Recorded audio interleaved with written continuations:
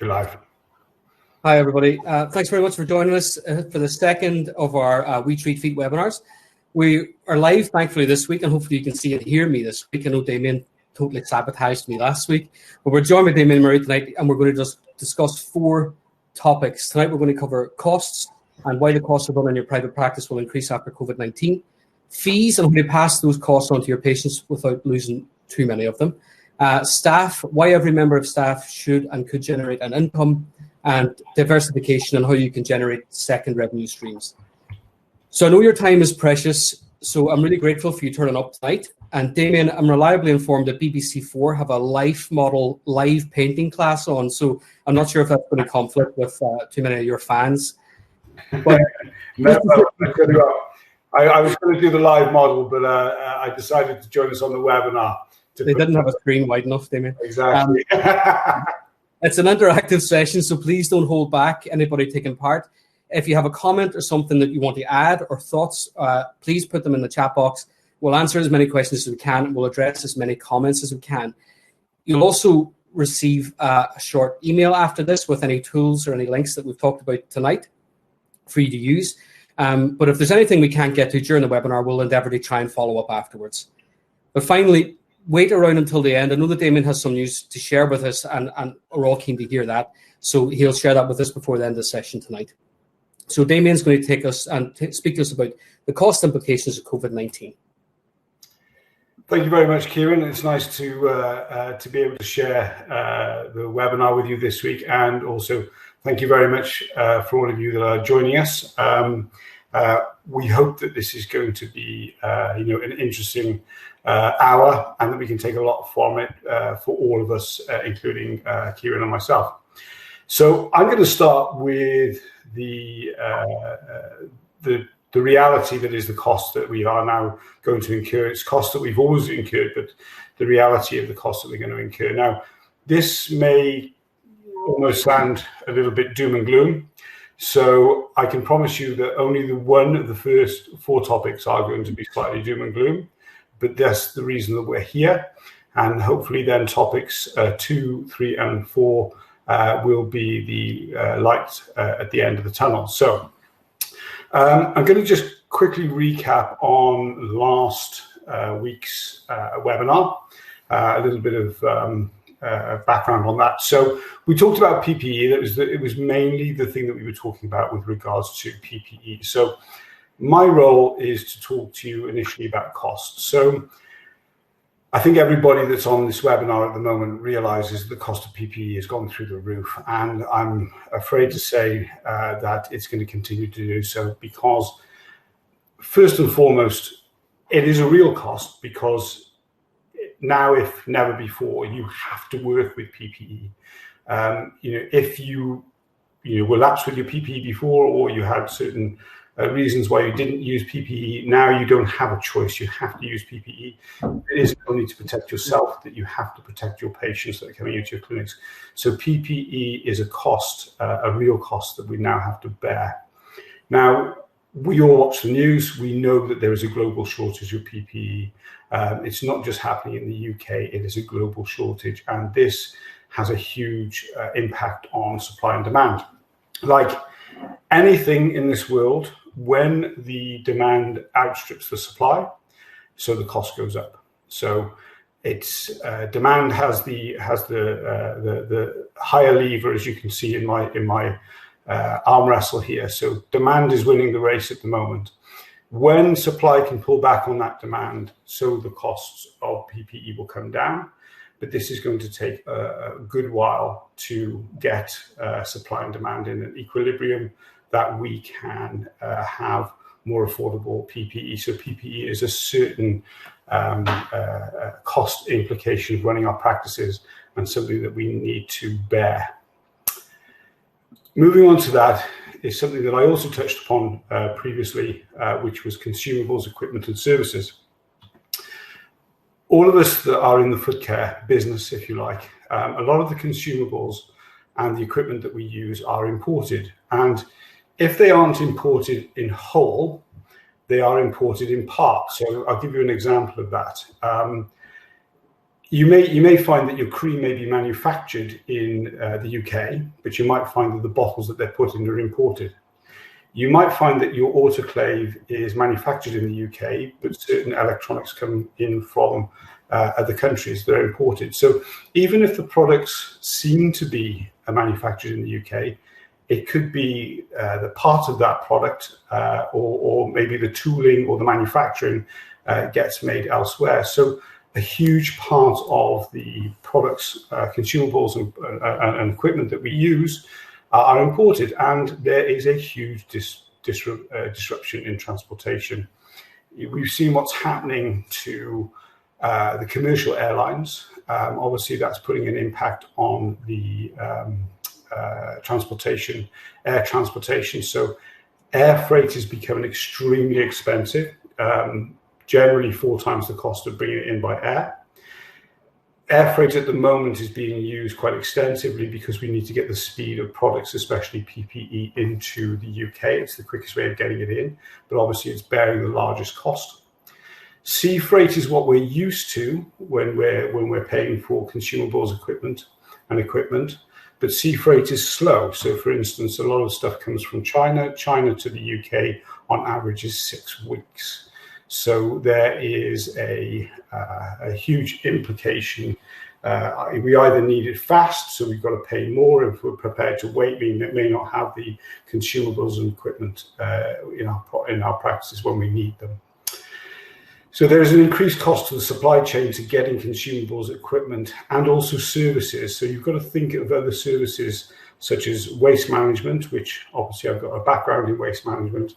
I don't want to be the bearer of bad news, but services such as waste management are also going to increase, but also services such as delivery costs that you're getting your parcels from, DPD and other couriers. They're going to put service charges on your suppliers, so the cost of your supplies will go up that way. So both services, equipment, and consumables are a known expense that are going to rise.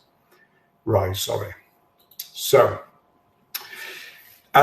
here's my loan shark. So loan repayments. Now, we've all been very, very grateful for the interruption. The government has acted very swiftly in the UK to ease our loan repayments, whether they be mortgage holidays, credit card repayments, or income tax deferrals.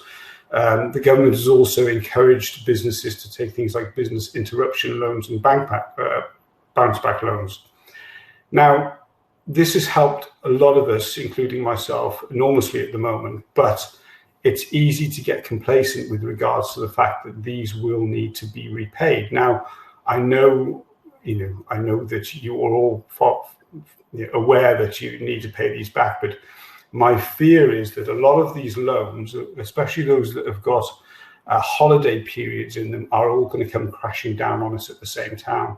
Particularly things like mortgage holidays, credit card repayments, and income tax deferrals will all often share the same break period. So therefore, these costs that we're not incurring at the moment because we've offset them will come crashing down on us at the same time. So I would urge you to look at what your repayments are going to be and how they are going to compound and can affect you in the months to come. Moving on to interest rate rises. So interest rates at the moment are the lowest they've ever been. They can't go any lower. So there's only one way it's going to go, and of course it's going to go up. Now, the Bank of England at the moment are not going to do anything with interest rate rises, but when there starts to come some activity back into the economy, then interest rates will definitely rise. So if you've got things such as business loans, credit cards, vehicles, mortgages, or anything that you've taken any form of hire purchase or loan agreement out on, you can be assured that these interest rates and your repayments are going to rise. Now, you need to look at these individually to see when these interest rate rises, or what the interest rate rises are going to be and how they're going to compound. Because what you don't want is things such as loan repayments and interest rate rises affecting you at the same time, because this is when you will really start to feel the pinch in your practice. Lastly, with regards to costs, and as I said, this is going to be the end of the doom and gloom part of this webinar, and this model is based on my own practice. The greatest cost to any podiatry, foot care practice, whether it be practice or domiciliary, will be the cost of distancing. Now, the cost of distancing basically is the reduction in patient numbers that is going to come by having to observe distancing rules in our clinics and being able to decontaminate our clinics and reception areas in between patients. So if you're looking at the 2-meter rule, obviously that's going to reduce the number of patients that are going to be in your practice. The amount of time that it's going to take to decontaminate both the clinic area and the reception area in between patients is going to cost you time. So looking at the model of my clinic here is modeled on, this is routine podiatry. We like to see 8 patients in the morning and 8 patients in the afternoon. It's a pretty well-balanced model that we've used for years. We always offer 30-minute appointments for our patients. Now, only adding 10 minutes per appointment time to make sure that there's not too many patients in the waiting room, but also the time that we can decontaminate and reapply our PPE if necessary, we are now going to add 10 minutes per appointment. So that means that for every 3 patients that we see, we lose 1. And that's the red patient that you can see on the diagram. So for every 3 patients, we lose 1. For every 3 patients, we lose 1. So we lose 2 in the morning, and then we lose 2 in the afternoon. Now, my practice, we only charge £30 for routine podiatry general treatment. So we are going to lose £120 per day on that model. Now, that is a 25% reduction in earnings based on a very, very priced podiatry service for routine foot care. So it just goes to show you how this cost of distancing is going to compound our practices, and it's something that we need to take into account when we're looking at the area that Ciaran's going to talk on in a moment, which will be fees and being something we're going to touch on about being able to increase the revenues into your clinic. So that figure that I've got in red at 25% is a very, very real figure, and you need to go through that same program with your own clinics. You may have a different model, but work out how many patients you're going to lose during the day, whether it be clinic or domiciliary. So that's the end of the doom and gloom bit, and I'm happy to pass back over to Ciaran, who now is going to uplift our spirits a little bit more. So bear with me while I bring Ciaran into play, and Ciaran's going to talk to us about fees. Thanks, Damian. Okay, I've got a couple of slides here as well, but for the time being, let's just this nice lady one, which I think is quite typical. So I think it's reasonably safe to say that fees and price is something we often struggle with as a profession. But actually, as private practitioners, it's the central part of what we do in terms of being a business in healthcare. And it's a massive topic, and we definitely won't have time during this webinar to explore all of it in detail. But let's see if we can cover the basics and see if we can get some ideas flowing and perhaps challenge some old ideas. Now, it's interactive, as I said, so there is, if we can get people to put their hands up in the comment box, please, if you are not 100% happy with the fees that you charge at the moment, or if you're not 100% happy with how much money you take home at the end of a month as a practice owner. So if you're not happy with fees, can you just indicate through the chat feature, give us a thumbs up or leave some kind of comment, and we can see what's happening. Yeah, I can see the thumbs going up. Ciaran, can you see the end? That's cool. So, I mean, as predicted, it's going to be a lot of pods that are not happy with their fees. Ironically, it's the one thing that they have ultimate control over. So you can see from the numbers that it is something that affects people, and it's a really emotive issue. And every time we speak about fees, we sort of get it from all angles. And I appreciate it's a major cause of anxiety for many of us. But once we remove the emotional aspects of fees, it actually becomes a lot simpler to understand, in my opinion. But before we get started, I want to make it really clear that raising your fees does not necessarily mean that you'll increase your profits. And especially so if you don't completely understand what your margins are, or what are the true running costs of your clinic, and how that might affect your margins. And that's often higher than we think. So before we get to it, we all use excuses, and we all tell ourselves stories about why we can't increase our fees.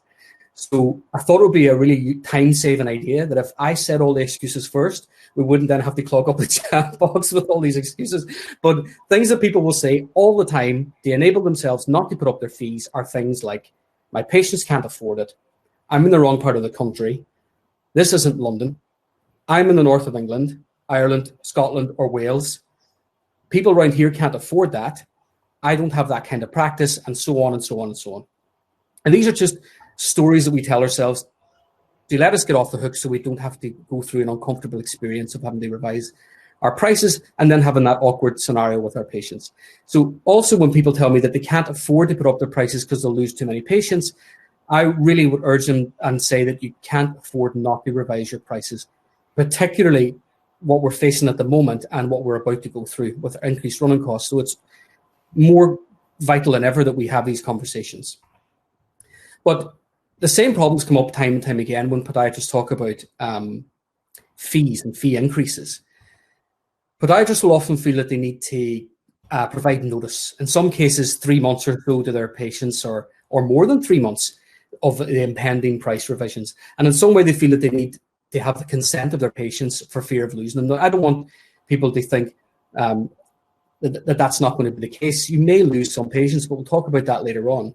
But I want you to think about the last time you had a notification from any service provider, be that a utility service provider or broadband, that they give you 3 months notice of when your contract would change and your fees would go up.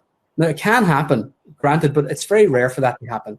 And in the main, the companies that we deal with, they don't seek for our approval or consent before they review the prices. The price has just changed, and then you have a decision as a customer whether you want to go with that or not. We're not part of that equation. We're not part of that price-setting agenda. So I would go one step further than that, though, and really at the risk of being controversial, but that's me. I would say that low fees in podiatry can be linked with low confidence and low self-esteem. And I honestly think that podiatry harbors an element of low self-esteem and low confidence, and that's reflected in the prices that we charge. We're not like other professions, if you take dentistry as one example. But one of the questions that I have for podiatrists that are struggling with fees is, do you believe that you're worth it? Do you actually believe that you're worth more? Because if you really do, then raising your fees really isn't that hard. But when we look at it this way, it's kind of easier to implement these changes, and we implement them sooner once we actually believe what we're worth. We can't let our perception of ourselves as individuals or as a profession stand in the way of our survival and growth of our clinics, especially now during this critical time.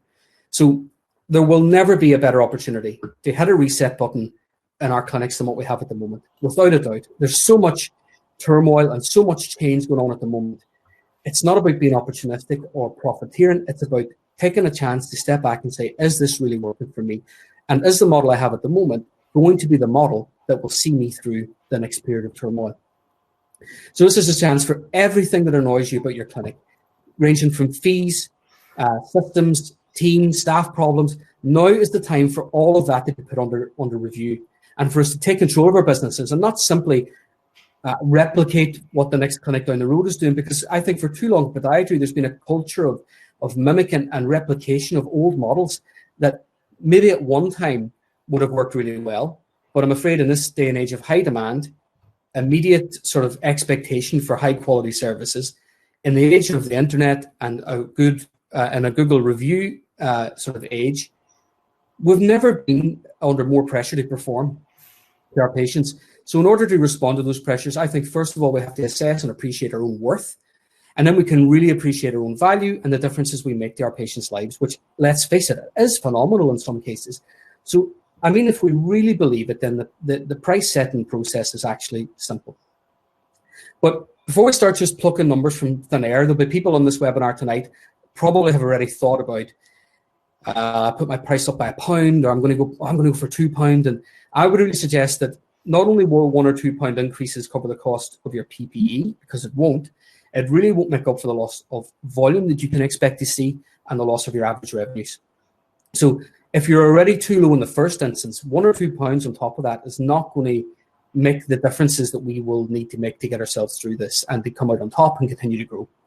So many of us are already running practices that are running at a loss. That's common in podiatry. Many of us will be breaking even. And if you are making a profit, that's to be congratulated, because it's not easy to do. So fair play to anyone who is making a profit. But a lot of podiatrists are breaking even or working at a loss. So that idea is not sustainable for the future. So given what we're going through right now, it doesn't need to be this way. So like I said, as the business owner, we have ultimate control when it comes to fees, and we will be better approaching it from a place of rationale and kind of reason rather than a place of emotion. So a really good exercise at this point is to quite coldly and forensically examine the running costs of your business. That might include going through your bank statement line by line by line. And there are two questions we should be asking each other. Do I need it? And can I get it cheaper? And once we get our head around this concept of just trying to reduce everything, even if it's only by small percentages, in the end, that will have a big impact. But look at it over a year. And it's a really important exercise to hold your clinic up to the light and see how it's working. In much the same way that someone else would look at your business who wasn't so emotionally involved with it. And there's three questions that typically come up. Well, three and maybe a sub-question of the first one. Do you know what your billable hourly rate is? And I would subtext that by saying, do you know what a billable hourly rate is? I know I certainly didn't when I was first introduced to the concept. What's your capacity to treat patients? How much do you need to make in order to make a profit?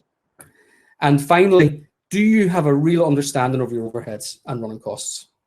Because making money isn't just as simple as raising your prices. Raising your prices without any strategy behind it is just another shot in the dark, and you're just grasping at straws in the hope that you'll feel that you're making more. And you might increase your turnover, but it's a different question about increasing your profit.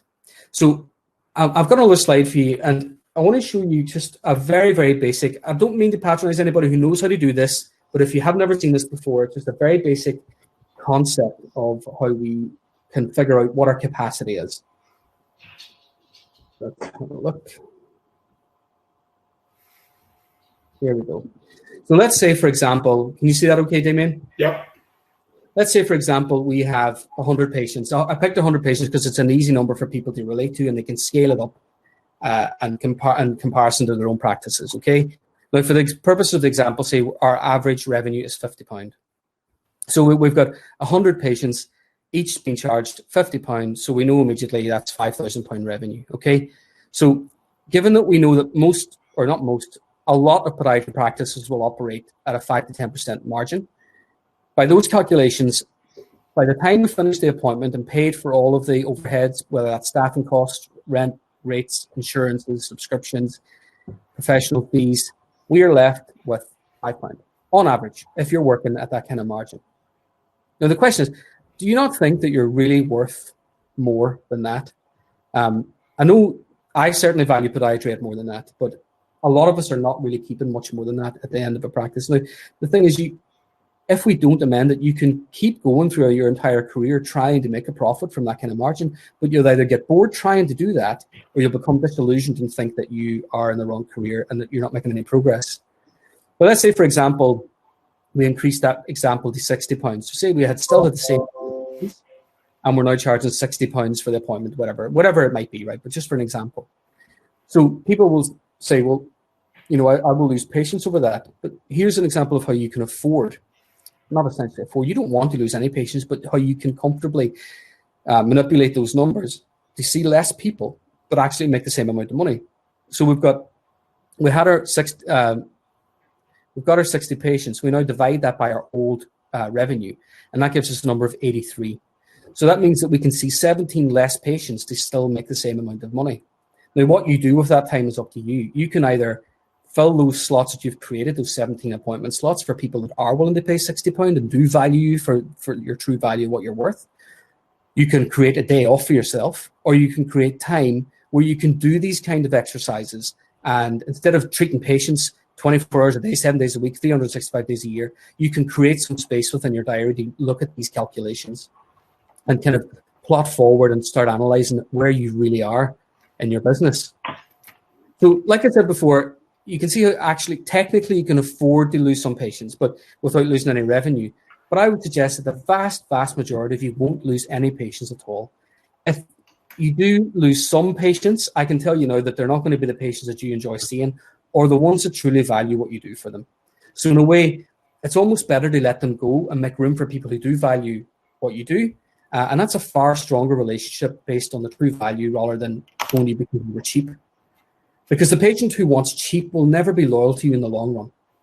I wanted to share a wee story about I was struggling with my prices before a few years back, and a pod who worked for me at the time had made a really valid point. And I'm telling you the story because if you still struggle with fees, there are mechanisms there to try and ease that for you. And she said, I was going to put it up across the board, and she said, well, why would you impose that price increase on the most loyal patients that we have? And wouldn't it be a better idea to examine the more special services we offered and look to see where the gains could be made there?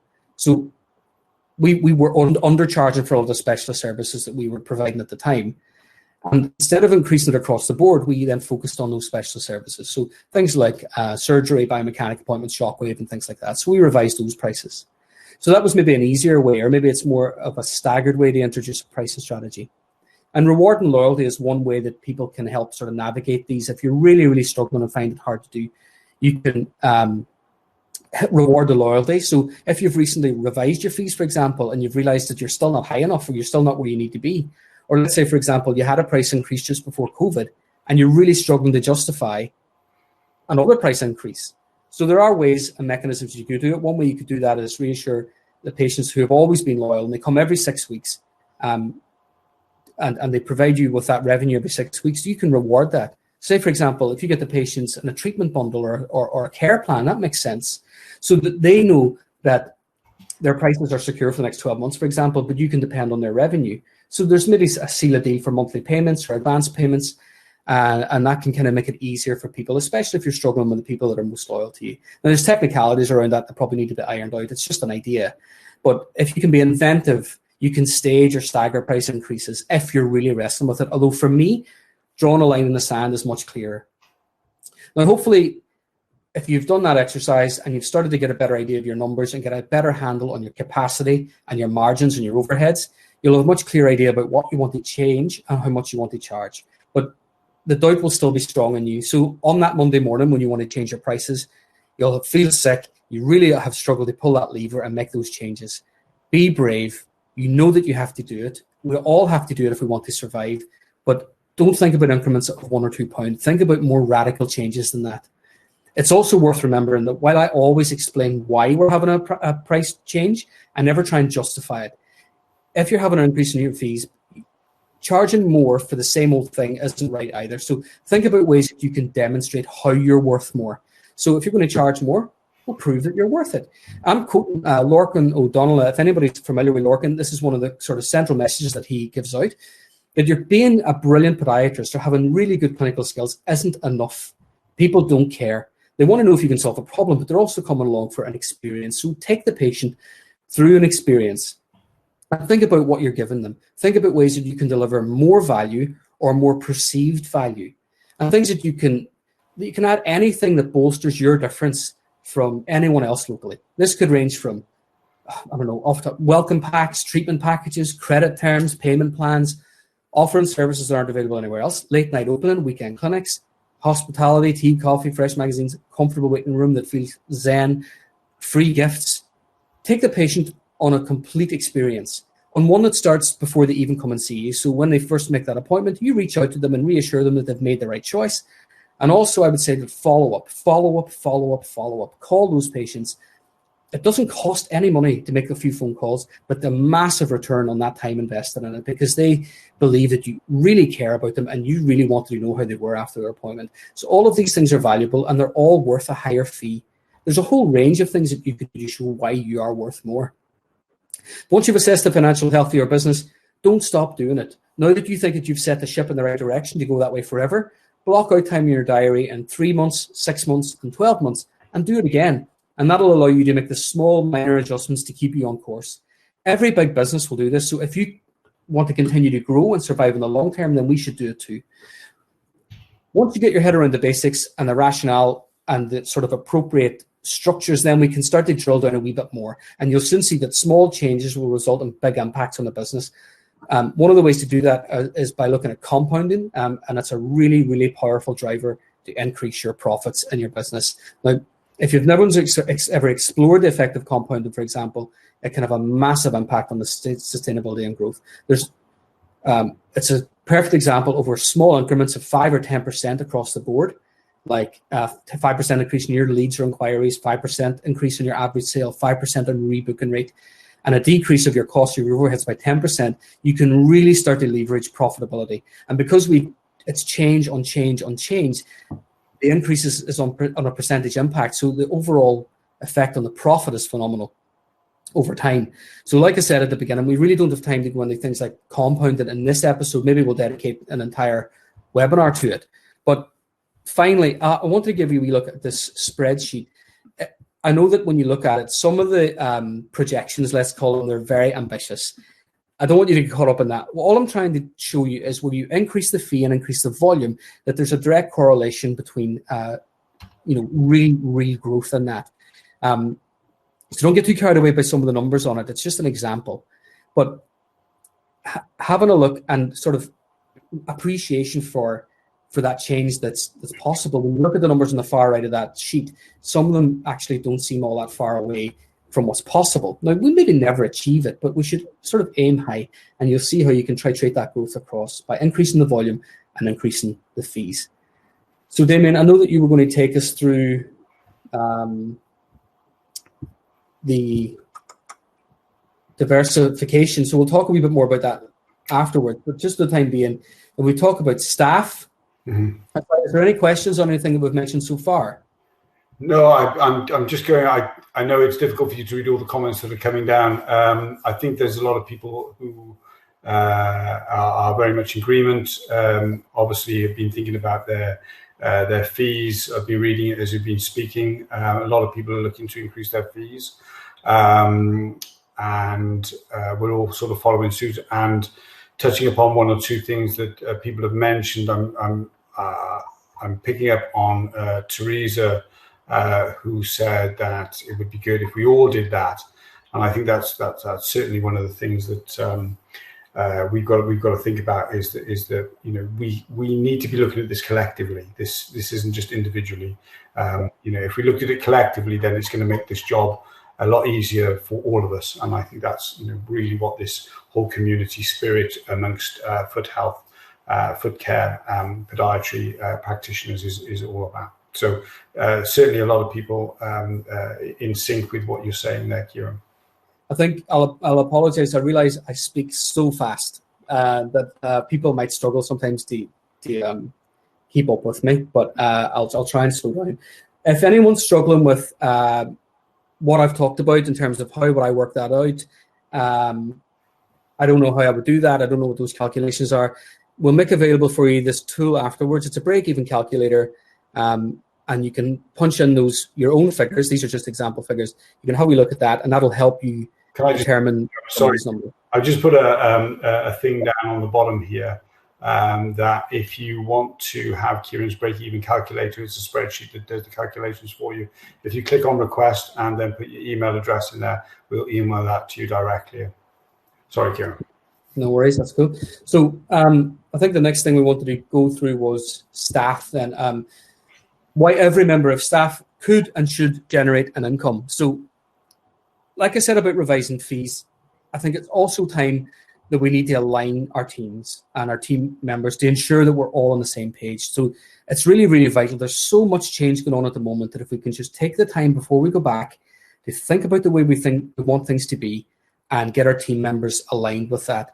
It's vital for every member of the team to be aware of and understand their responsibility to live up to our business model.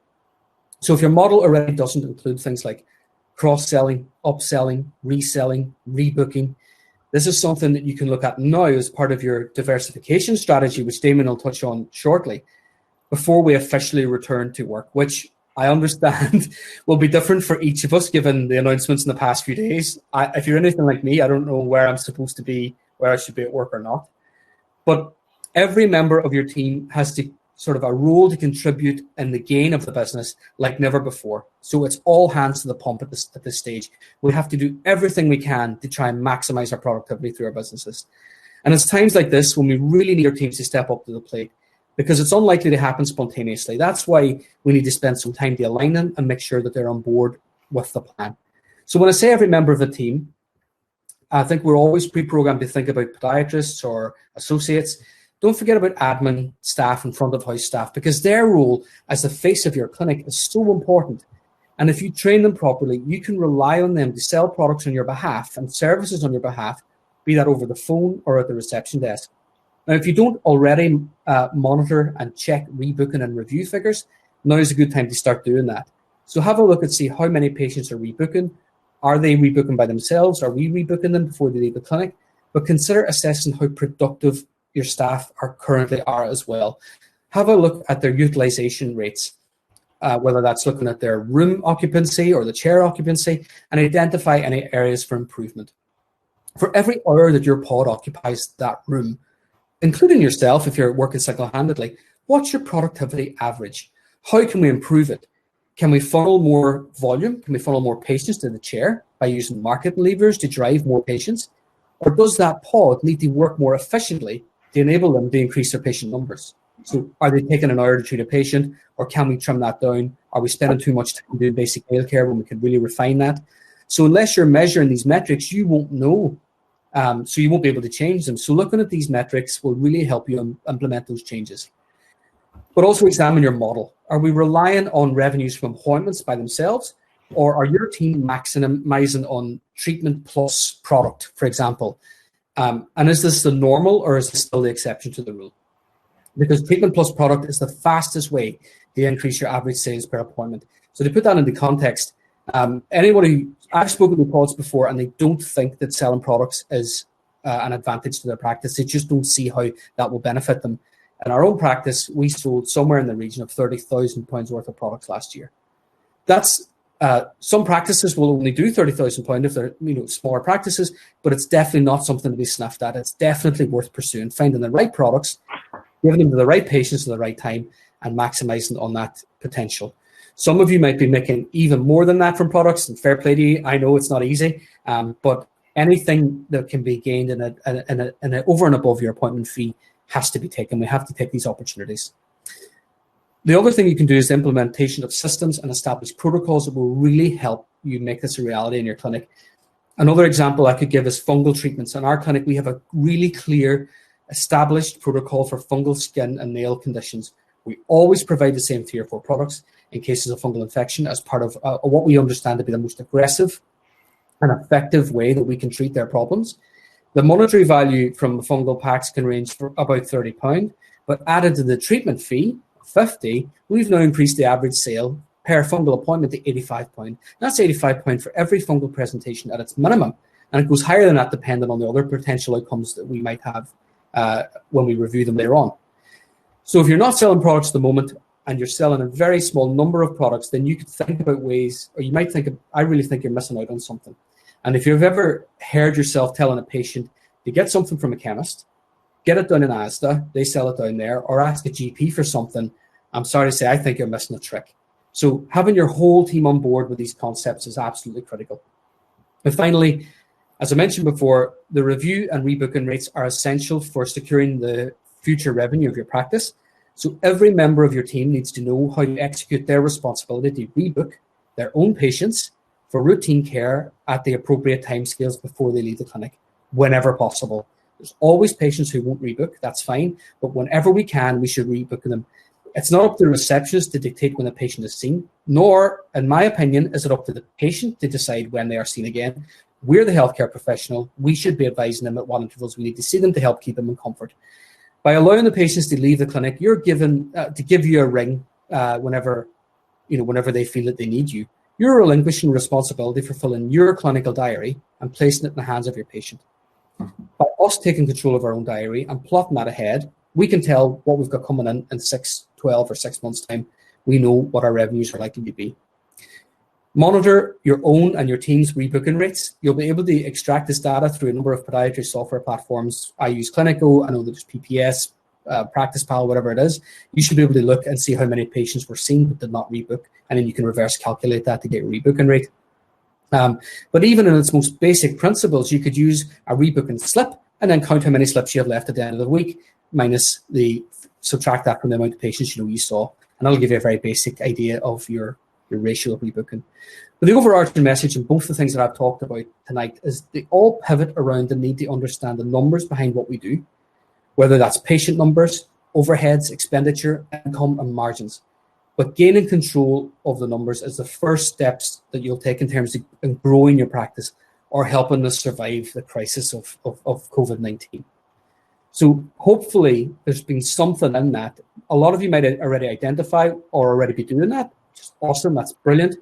But anybody who's really struggling with putting up their fees or figuring out mechanisms to put up their fees or how they make staff and teams more productive, hopefully there's something in that that will really help you get a better handle on it. Damian's going to take us through diversification, I think, or other ways to gain revenue, right, Damian? Absolutely, yeah. Thank you very much, Ciaran. That was fantastic, and it was nice to hear everybody else's comments that were coming through. So back to me, everybody. So we're going to draw some breath. I would like to thank everybody. I've been looking at the viewer numbers, and the fact that we haven't dropped off, which I think Ciaran's kept everybody entertained, and I hope that I can finish this webinar in the same vein. So I'm going to be talking about revenue streams now. When we had shut down, it's something that never ever happened before, and it's something that none of us have ever experienced before. I think we're all post sort of war age, so we've never had anything like this before. Now, we all sort of looked into the darkness as to what was going to happen to our income and our lives, and I've always had a number of revenue streams, and this has kind of kept me afloat during these times. And it's something that I wanted to touch on here about looking within your profession and around your profession, not outside of your profession, but in and around your profession, as to other revenue streams that you could look at, not only just to bring in more money, because it's not all about money, because that gets very boring after a while, but it's also about being able to keep your interests up within the foot care profession. So I'm going to talk about the 4 areas that I believe that we could increase our revenue streams in and around our own profession. So the first is upskilling. So this is probably the most obvious, but probably the thing that we don't get around to a lot. A lot of us, think about it, we don't get around to it. Our clinics are busy, but we are in podiatry and foot care, so we can upskill.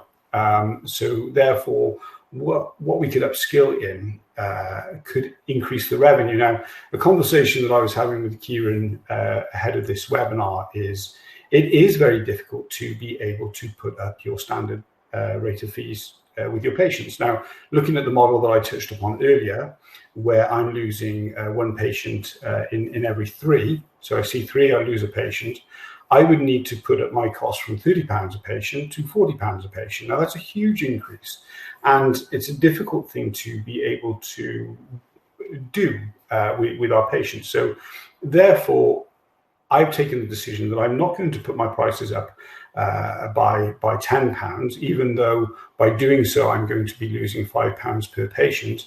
I'm going to be putting up in increments of £5 when we return back to work within the next couple of weeks, and then another £5 maybe August and September.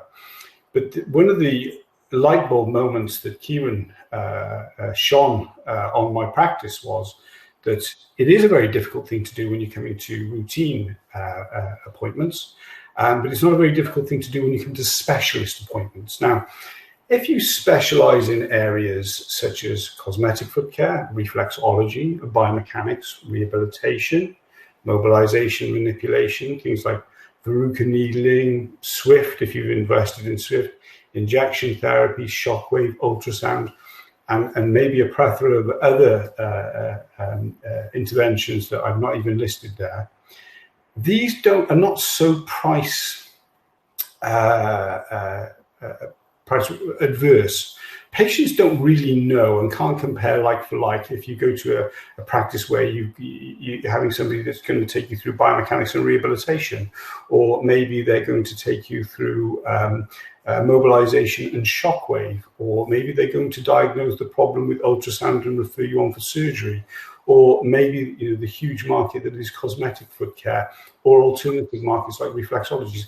These don't have such a price point on them. They're very difficult to compare. It's like, apples and oranges comparing these. So these are the areas that you need to be focusing on to be able to increase your revenue.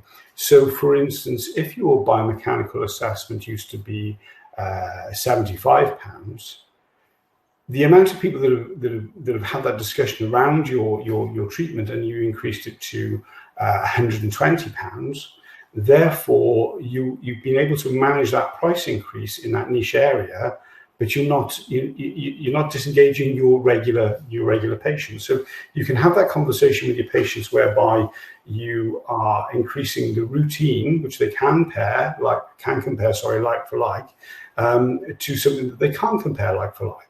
So looking to upskill is a very, very important way of being able to increase the revenue in your practice without disengaging your patient. And it also not only does it give you the ability to increase the revenue that's coming into your practice, but it makes your practice more sticky because you can do more there.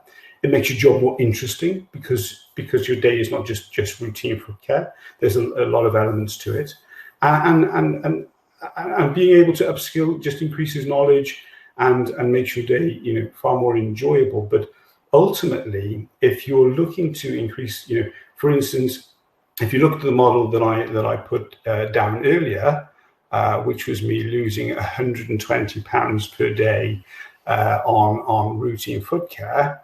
If I was to increase my biomechanics by £60 or even £30, and then my mobilization, we also do Swift in our clinic and so forth, I can recoup my losses very, very quickly without it being compared as being expensive. So these are areas that I would suggest that you look at. Either if you do them at the moment, these are the areas that you can make the biggest price increases. If you don't do them at the moment, I would think that you should look to doing them at the moment, because these are areas whereby you're not going to be compared like for like. And the other thing that I would touch upon is, and I'm going to do, so those that know me from Murray Medical know that we sell products, and so I'm going to do myself out of business here, that I seem to be doing with these webinars.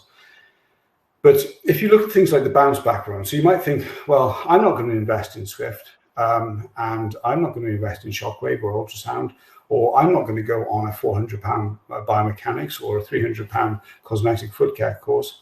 Probably now's the time to do it, because you can borrow on a bounce back loan at the lowest interest rates. And the first year is 0%, the lowest interest rate. You can take that loan and you can really turn that into a cash cow in your clinic. So although it seems that the world might be against you at the moment, there's never been a time to invest in your clinic if you wanted to take such loans and increase the revenue in these areas that are not so like for like within your practice. So upskilling is my number one diversification to increase the revenue that's coming into your practice. Number two is to become niche. Becoming niche is probably being able to pinpoint a target, an area that you can become an authority on. So you might find that you're an authority through your knowledge. You might find that you're an authority through your skill. You might become an authority because that area of foot care that you're involved in, it's so enjoyable for you to do that you develop skills over the years that it's an enjoyment to be able to showcase those skills to your patients, that you do become an authority in that area. So if you're going to become niche has certain advantages, because the best thing that you can do if you become niche is become the best at what you do and become recognized for the best of what you do. You're recognized amongst your patients. Your patients will leave your practices and say, there's only one person that can sort out your ingrown toenail. There's only one person that can do cosmetic foot care. There's only one person who can make me run a half marathon without my shins. There's only one person, and you need to be that one person. And if you can make yourself that one person, and it has to come through a desire not only to become niche, because I don't think a desire to become niche should be your focus, but you should focus on something that you really love to do and become an authority on that. In doing so, you can broaden your patient base through referrals from other patients, because if they get excellent treatment from you that they can't get elsewhere, they will self-refer. But in this new normal that we're all living under now, you can broaden your patient in things like Zoom consultations, etc. So, it's nothing to say that you couldn't be advising your patients with plantar fasciitis in San Francisco or anywhere around the world through your Zoom consultations, if you become that specialist, that niche person, that person that everybody wants to come to. You could also expand into other practices. Not all practices have a plethora of services that they offer. They don't, there are lots and lots of practices that bring in people such as biomechanists or people with different skills into their practices. So if you were looking to increase your revenue, you could do so by advertising your skills to other practices to increase and broaden their service offering. And that in turn would also increase your fees and the fees coming into your practice. Or you could teach and mentor in this area. I mean, there are lots of people who go into this area that teaching and mentoring. There's, I know that Nicola O'Brien is on our chat as I'm speaking to you. There's somebody that went into, she became good at cosmetic podiatry and went into teaching and mentoring. Becoming niche is a good area. So moving on, I can't stress this enough. This is probably the one thing that I think that many podiatrists, foot health practitioners, whoever I've come across, they missed the boat on this one. They completely missed the boat. Collaboration and cross referrals is the easiest way to get people into your door. And the people that have been recommended to you are your number one patient, because the fact that they've been recommended to you, you've had that endorsement from somebody else that you're the person. Now, if you look within the environment in which you work, if you're looking within the locality in which you work, if you get a Google map and put a pin where there's a GP, a foot health practitioner, a podiatrist, a physio, an osteopath, any allied health care professional, these are your referrers. These are the people that are going to refer into you, then you're going to refer into them. It's a two-way street. You refer to them, they refer to you. You need to get in touch with these people. You need to start working together, because if you work together, they're going to do the work for you in the same way that you're going to do the work for them. And there's nothing like an endorsement from another healthcare practitioner to fill your clinics. And if you're filling your clinics, and if you're getting endorsements, and if you listen to what Ciaran said earlier with regards to fees, you are worth it. you are worth that extra £5 or £10 or whatever price that you put on, or you are worth that money because you've become niche in an area, because somebody else has referred them to you. So you need to start to forge links with all healthcare practitioners around you so that you become their go-to, that you become the person whereby, if they have a foot problem or a foot and ankle problem, you're the first name that springs to mind. So you need to go out, network, collaborate, write, and speak with all those people that are in your locality, because that will pay you dividends, and it costs nothing. It costs nothing to shake somebody's hand. Well, don't shake people's hands at the moment, sorry. Stay 2 meters away and wave at them and remotely shake their hands. But essentially, you need to get into cross referrals. It amazes me the amount of clinics, practitioners that want to work in, well, not want to work in isolation, but do work in isolation. Other areas that I've just put at the bottom are things like footwear retailers. I mean, how many people go into a shoe shop and put their foot into a shoe? The shoe is too narrow because they're complaining that they've got a bunion, whatever it might be, a hammer toe. You want them to name you. You want to say, oh yes, yeah, you need to sort of speak to so-and-so, or so-and-so has fitted insoles into our shoes. Forge links with these people. These are your referrers. These will bring money into your practice immediately. Similarly, care agencies. If you're in the domiciliary market, link up with care agencies.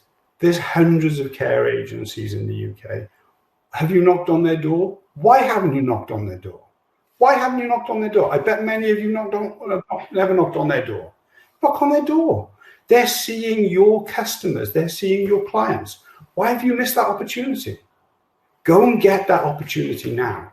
This is how you get increased revenue into your clinics. You've got to go and find it. They're not going to knock on your door. You've got to knock on their door.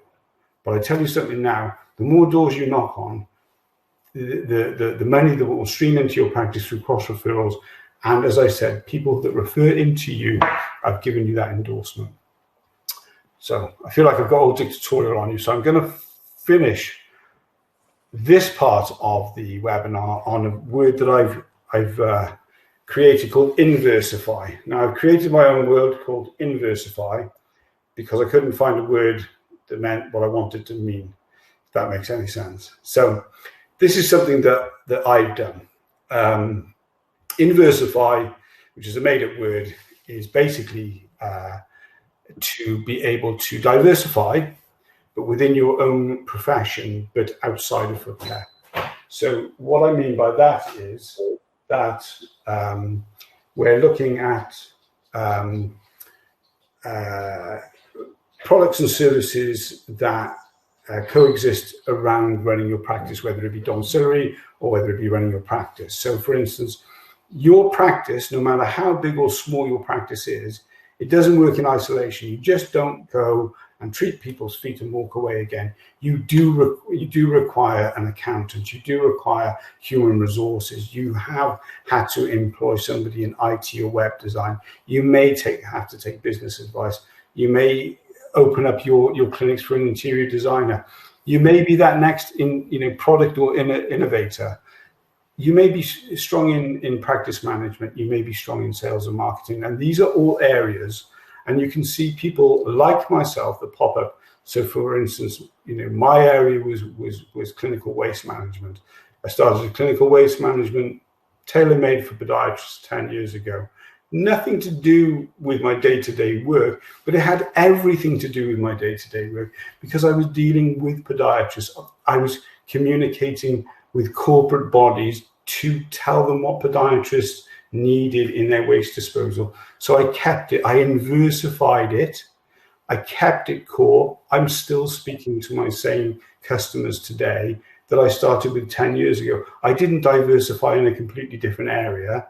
I kept it in, but I kept it relevant, and it kept me, I still see patients, but I still run a clinical waste business, that serves podiatry and foot health. I run it alongside.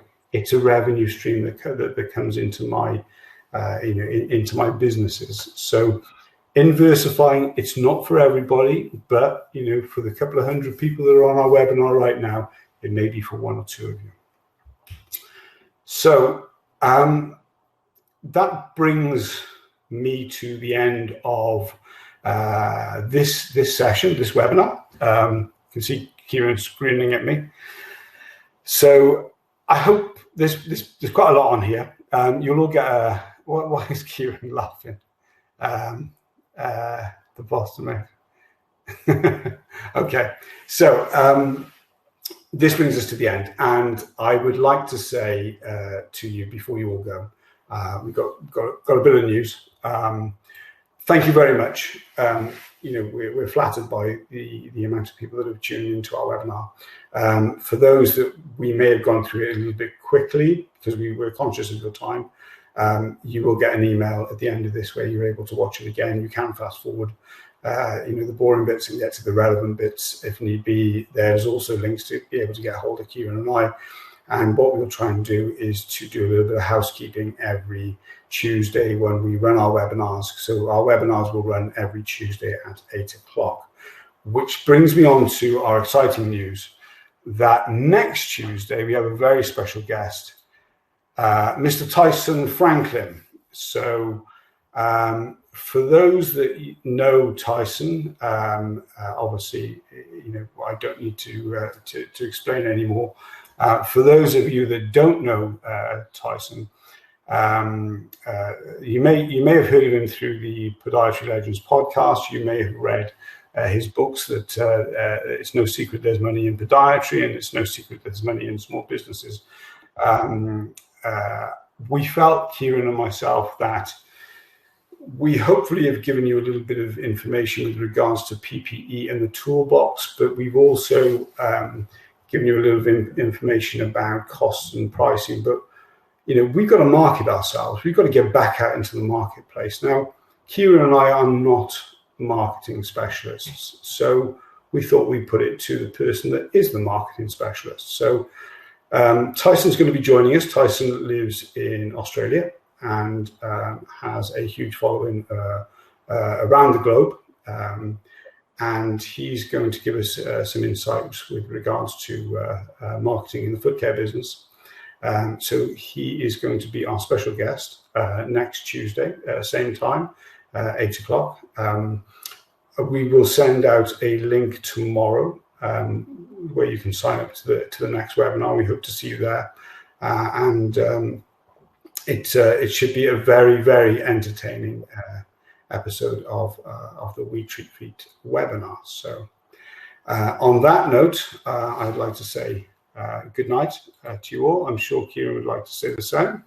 Thanks very much. Thanks for giving up your time. We really appreciate it. It's just a good place to have a discussion and spark some ideas with positivity and some energy amongst all this negativity. Maybe there's some good things that we can pick up before we go back. Brilliant. And lastly, for myself, I will post a copy of this webinar on our Facebook group, We Treat Feet. I think most of you are on it. If you're not, please come and join us. If you have any comments with regards to this webinar, please feel free to post them on there, and we will get through them as fast as we possibly can. Your feedback, good or bad, is very important to Ciaran and myself, so we would like to hear from you. And if you have any ideas as to what you would like us to cover on future webinars, please send us your thoughts. On that note, we're going to say thank you very much and good night, and stay safe, and we'll see you next Tuesday. Bye for now.